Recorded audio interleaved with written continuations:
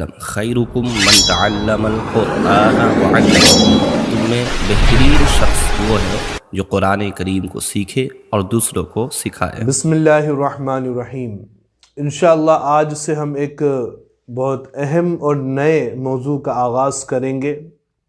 موضوع رہے گا ہمارا آنے والے چند ویڈیو میں رزق میں کمی کے اسباب۔ معاشرے کے اندر لوگ ہیں شکایت کرتے ہیں کہ حضرت رزق میں برکتیں نہیں ہیں، گھر کے بچے کام نہیں کر پا رہے، جاب نہیں مل رہی، بزنس نہیں کر پا رہے، پریشانی ہے رزق کے معاملات میں، تنگ دستی کے معاملات ہیں۔ تو انشاءاللہ جاننے کی کوشش کریں گے کہ رزق میں برکتیں کیسے ہوگی اور کمی کے کیا اسباب ہیں۔ انشاءاللہ ان چیزوں کو بھی ہم آنے والی ویڈیو میں سمجھنے کی کوشش کریں گے۔ تو سب سے پہلے ہم آغاز کرتے ہیں اس موضوع کا۔ کلام پاک میں ایک قصہ بیان کیا گیا ہے حضرت مریم رضی اللہ تعالی عنہ کا۔ اس قصے سے ہم سمجھنے کی کوشش کریں گے کہ انسان کو سب سے پہلے رزق حاصل کرنے کے لیے کیا کرنا پڑتا ہے، کیا اس کے لیے سب سے زیادہ ضروری ہے جس سے اسے رزق ملے۔ حضرت مریم رضی اللہ تعالی عنہ جو حضرت عیسیٰ علیہ السلام کی والدہ ہیں، اللہ تبارک و تعالی نے ان کو حکم دیا جب وہ حاملہ ہو گئی۔ یہ طویل قصہ ہے، میں صرف اس کا ایک پوائنٹ، ایک پہلو آپ تک پہنچانے کی کوشش کروں گا۔ تو جب حضرت مریم رضی اللہ تعالی عنہ حاملہ ہو گئی، اللہ تبارک و تعالی نے انہیں حکم دیا کہ اے مریم بستی چھوڑ کر صحرا میں چلے جاؤ، شہری علاقہ چھوڑ دو، لوگوں سے الگ ہو جاؤ اور تنہا نکل جاؤ صحرا کے اندر۔ آپ رضی اللہ تعالی عنہ تنہا صحرا میں چلے گئی، ریگستان کی طرف چلے گئی شہر کو چھوڑ کر، اور حضرت عیسیٰ علیہ السلام کی ولادت کا وقت آ گیا۔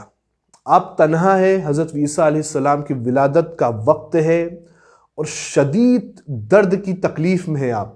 جب ایک بچہ پیدا ہوتا ہے تو عورت کو بہت تکلیف ہوتی ہے، تو وہی تکلیف تھی آپ کو، اور آپ اکیلی بھی تھی، خوف بھی تھا آپ کو کہ اب کیا ہوگا، کیسے یہ بچہ دنیا میں آئے گا، اور اس درد کی شدت کے ساتھ آپ کو بھوک اور پیاس بھی لگ رہی تھی۔ تو جب آپ کو بھوک اور پیاس کی شدت سے آپ تڑپ رہی تھی، آپ کو ایک درخت دکھا کھجور کا، آپ اس درخت کا ٹیکا لے کر بیٹھ گئی اور اللہ سے دعا کرنے لگی۔ اللہ تبارک و تعالی نے اپنے فضل و کرم سے اپنی نیک بندی پر فضل فرمایا اور ان کے بازو سے، ان کے بغل سے قریب ہی سے ایک پانی کا چشمہ جاری کر دیا۔ وہ ان کے پاس سے بہنے لگا وہ چشمہ پانی کا، اور اس چشمے کے پانی سے جو درخت تھا کھجور کا سوکھا ہوا تھا، اس درخت کو بھی ہرا بھرا کر دیا گیا، اور اس درخت کے اندر کھجور بھی اگا دیے گئے۔ اور اللہ تبارک و تعالی نے فرمایا کلی وشربی وقرری عینا۔ مکمل آیتیں ہیں گی بہت ساری، ان آیتوں میں فرمایا گیا کہ اے مریم تو کھا پی اور اپنی آنکھوں کو ٹھنڈک پہنچا، اور فرمایا وَهُزِّي إِلَيْكِ بِجُزْءِ النَّخْلَةِ تُسَاقِطْ عَلَيْكِ رُطَبًا جَنِيًّا، اور یہ کھجور کی ٹہنی کو پکڑ کر ہلا، تجھ پر تازہ کھجوریں گرے گی، پھر اس کو کھانا۔ تو آپ نے ایسا ہی کیا، کھجور کی ٹہنی پکڑی، ہلائی زور سے، پھر کھجوریں گری، اور پھر آپ نے کیا کیا، ان کھجوروں کو کھایا اور اپنی بھوک میں آپ نے آرام پایا، اور حضرت عیسیٰ علیہ السلام کی ولادت ہوئی۔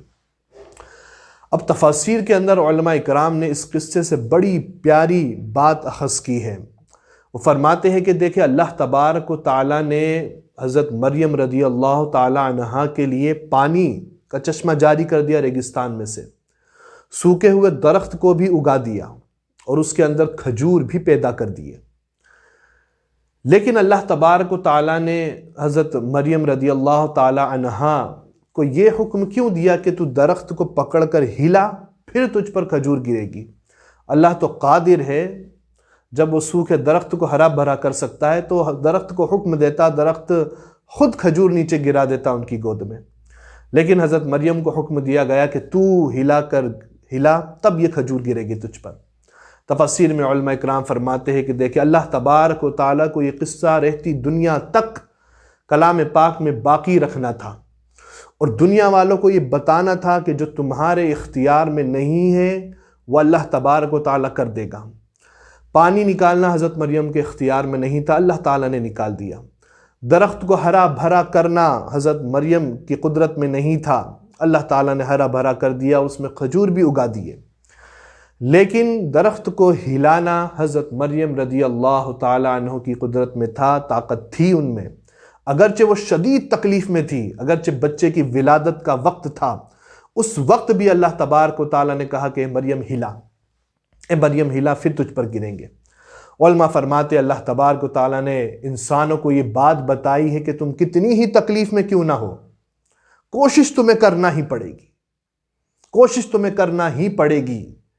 تم کو صبح گھر سے نکلنا پڑے گا رزق حلال تلاش کرنے کے لیے، چاہے گرمی ہو، چاہے سردی ہو، چاہے بارش ہو، چاہے رات ہو، چاہے دن ہو، تمہیں کوشش کرنا پڑے گی۔ سب سے پہلی چیز ہے یہ، اگر کوشش نہیں کرو گے تو کبھی رزق حاصل نہیں کر پاؤ گے، اور کوشش کر کے ایک رزق کا ذریعہ متعین کرو۔ پہلا یہ رزق حاصل کرنے کا سب سے پہلا اصول ہے کہ ہم کیا کریں کہ رزق کا ایک ذریعہ متعین کریں، چاہے جاب ہو، چاہے بزنس ہو، یا کوئی اور چیز ہو، کہ اس سے ہمارا انکم سورس بنے، اور اسی کے ذریعے ہم کیا کریں، آگے ترقی کریں۔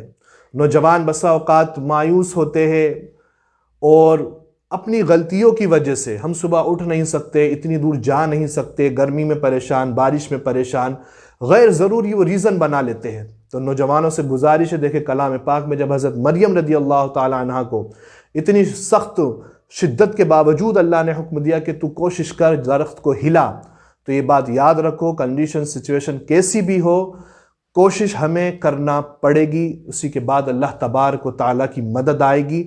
صرف گھر میں بیٹھے رہنے سے، یہ سوچنے سے کیا ہوگا کیا ہوگا، کبھی کچھ حاصل نہیں ہوگا۔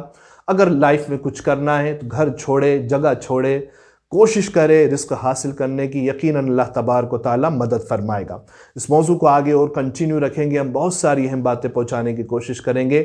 اللہ کی بارگاہ میں دعا، مولا ہمیں عمل کرنے کی توفیق عطا فرما، رزق حلال کی کثرت عطا فرما۔ السلام علیکم۔ انسان کا شرف، اس کی عزت اور اس کا وقار علم ہے، اس لیے سیدنا علی المرتضیٰ فرماتے ہیں ہم اللہ کی تقسیم پہ راضی ہو گئے، اس نے ہمیں علم عطا کر دیا اور جاہلوں کو مال دیا۔ مال سے علم افضل ہے۔